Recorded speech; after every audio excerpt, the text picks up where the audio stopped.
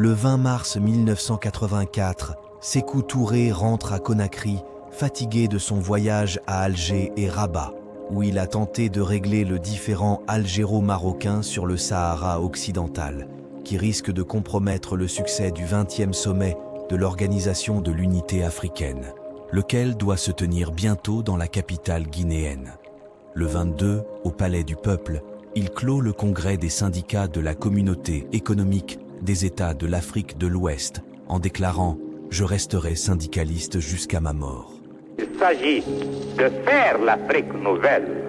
Il s'agit de faire de la sous-région de l'Afrique de l'Ouest un élément dynamique dont la contribution à l'édification du continent serait à retenir, et en tout cas, serait à la dimension de la farouche volonté des États de l'Afrique de l'Ouest de devenir chaque jour africains, en se débarrassant de toutes les séquelles de la domination étrangère, en affirmant non seulement la volonté d'être, la volonté de devenir, mais en assumant la responsabilité dans l'édification de bases solides à l'économie africaine, dans l'affermissement des valeurs socio-humaines de nos peuples.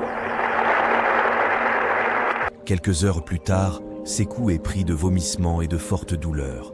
Le lendemain, tous ses rendez-vous sont annulés. Le soir même débarquent à Conakry des médecins que le roi Hassan II, prévenu de l'incident, a dépêché par avion spécial depuis le Maroc. Il constate de sérieux problèmes cardiaques. L'histoire, ce n'est pas une course de vitesse. C'est une course de fond sans fin.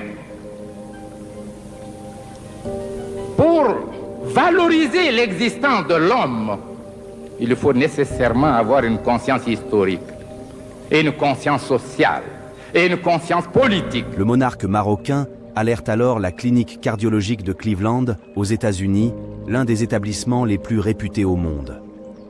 Le 24, des cardiologues venus des États-Unis délivrent leur diagnostic, anévrisme de l'aorte. Une intervention chirurgicale est impérative. Un avion médicalisé saoudien est affrété pour emmener Sékou jusqu'à Cleveland.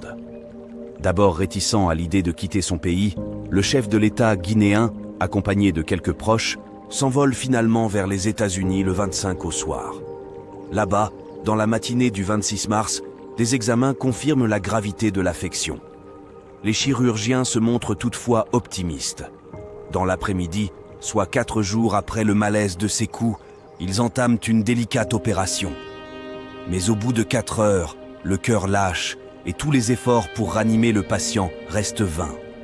Le bureau politique national du Parti démocratique de Guinée porte à la connaissance du peuple militant et croyant de Guinée la tragique nouvelle ci-après. Dieu le Tout-Puissant a rappelé à lui le grand révolutionnaire et sincère croyant que fut le président Ahmed Sékou Touré. Il était 20h23, temps universel, le lundi 26 mars 1984. À 15h23, heure locale, 22h23, heure de Conakry, le décès est constaté. Le Premier ministre Lansana Beavogui est informé avant minuit. La Guinée et le monde entier apprennent la nouvelle au petit matin. Le 28 mars, la dépouille arrive par avion spécial à Conakry.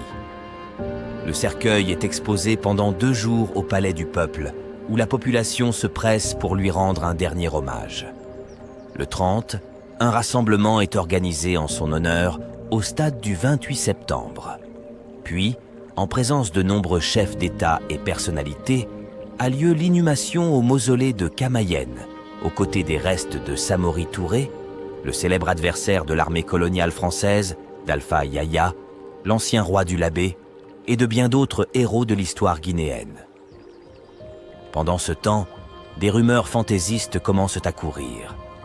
Le corps de Sékou ne repose pas dans le cercueil, mais aurait été emmené au Maroc ou en Arabie Saoudite,